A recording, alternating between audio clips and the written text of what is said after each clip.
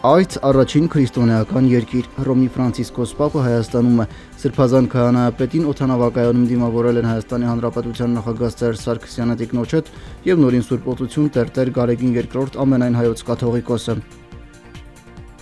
Պապի դիմավորմանը տեղի ունեցել պետական դիմավորման խստագույն կարգավորված արարողակարգից որոշակի շեղում, քանի որ Սրբազան քահանայապետը Հայաստան է ժամանել եւ որպես Վատիկան պետության ղեկավար Հայաստանի Հանրապետության նախագահի հրավերով եւ որպես կաթոլիկ եկեղեցու առաջնորդ Հայաստանյաց առաքելական Սուրբ եկեղեցու առաջնորդի հրավերով։ Ֆրանցիսկոս Պապին հայկական միջնադարյան շարականների կատարմամբ ողջունել են Հայաստանի փոքրիկ երգիչներ երգչախմբի սաները։ Ապա ազգային տարազով երեխաները Հռոմի Պապի մատուցել են հայկական ծիրան եւ ՅՈՒՆԵՍԿՕ-ի ոչ նյութական ժառանգության ցանկերում ընդգրկված հայկական լավաշ։ Ֆրանցիսկոս Պապին իր վսեմությամբ դիմավորել է նաեւ բիբլիական Արարատը։ Արարատը եւ Նոյի տապանի իջևանման խորհուրդը մեծ է յուրաքանչյուր քրիստոնյայի համար, այն վերապրելու եւ վերածնվելու խորհրդանիշը։ Հենց այստեղից է վերածնունդ առել մարդկությունը փրկվելով մեծ ջրհեղեղից, որպեսզի նորովի իմաստավորի իր կյանքը եւ ապրի Աստծո հրամանով։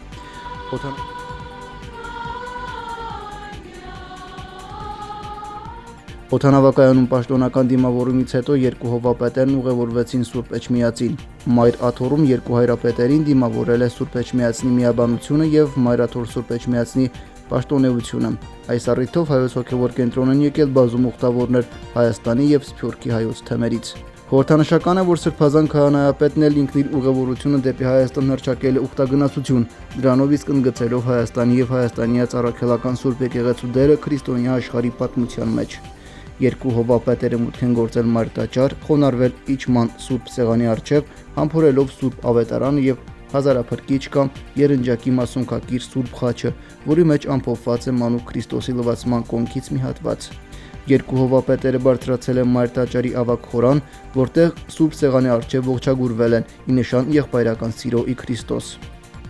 Համատեղ սաղմոս ասացությունից հետո Ֆրանցիսկոս Պապն ընթերցել է ի մեջ տաճարից աղոթքը, ապա օրհնել տաճարում ներկա բարեպաշտ հավատավոր ժողովրդին։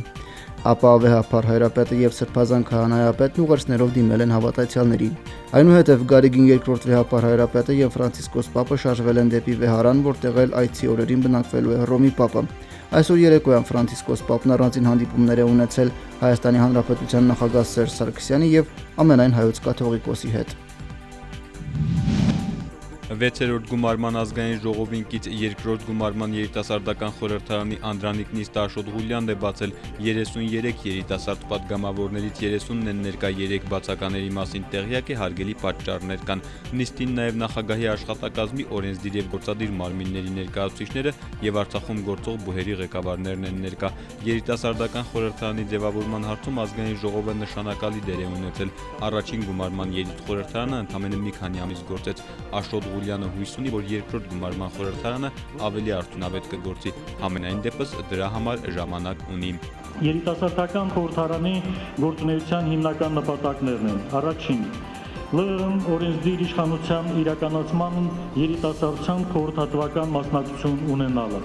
Երկրորդ, քաղաքական համերաշխության եւ երկխոսության պայմաններում օրենսդրական գործունեություն ծավալելու մշակույթն ամրապնդելը։ Երրորդ, երիտասարդության իրական ներուժի, ստեղծագործական ու նախաձեռնողական հնարավորությունների իրացման համար արդյունավետ երկխոսություն ապահովելը, ինչպես նաև քաղաքական ու քաղաքացիական գործունեության դպրոց զարգացնելը։ Սրանք երիտխորհրդարանից ունեցած ակնկալիքների մի մասն են միայն։ Աշոտ Ղուլյանը հիշեցնում է ապրիլյան պատերազմից հետո նաև երիտասարդական խորհրդարանի անելիքներն են ավելացել։ Վստահ եմ, որ խորհրդարանականի կոչումը վաստակած մեր երիտասարդ գործընկերներին ավելորդ է նույնիսկ բացատրել, որ մեր աշխարհագրական դիրքն ու քաղաքական կարգավիճակը հուշում են մշտական զգոնություն եւ պատրաստվածություն ոչ միայն երկրի սահմանները պաշտպանելու գործում, ինչը չափազանց կարևոր է, այլև մեր ժողովրդի իրավունքների ու շահերի արժանապատիվ ներկայացում եւ երկրի ներսում եւ նրա սահմաններից դուրս։ Առավել քան երբևէ մենք այսօր կարիք ունենք կրեատիվ մտածողությամբ, լեզուների իմացությամբ եւ տեխնոլոգիաների տիրապետող երիտասարդ ու հայրենասեր մասնագետների եւ ուզում եմ դահլիճում ներկա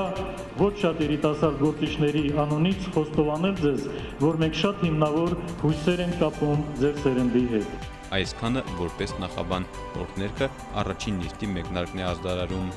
Սահուն իշխանափոխությունից հետո նախագահողի աթոռը երիտասարդական խորհրդարանի ղեկավար Մուշեղ Ալավերդյանն է զբաղեցնում։ Նա այս պաշտոնում ռոտացիոն սկզբունքով է ընտրվել եւ կնախագահի 1 նստաշրջան։ Լեռնային Ղարաբաղի Հանրապետության ազգային ժողովին կից երիտասարդական առաջին խորհրդարանի նորընտիր կազմի անունից վստահեցնում եմ, որ երիտասարդական խորհրդարանը կնպաստի երիտասարդություն, իշխանություն, երկխոսության ամրապնդմանն ու փոխշահավետ ծրագրերի իրականացմանը։ Ասվածը երիտխորհրդարանականները երթումով են հաստատել եւ անցել օրակարգային հարցերին։ Ազգային ժողովի օրինակով երիտասարդական խորհրդարանն էլ 7 հանձնաժողով ունի, կհամագործակցեն ավագների հետ։ Այսօր նաեւ հաշվիչ հանձնաժողովն է ընտրվել։ Հետագա անելիքների մասով քննարկումներն էլ նաեւ բուն նիստից հետո են շարունակվել։ Նորայր Հովսեփյան, Հայկ Բաբայան, օր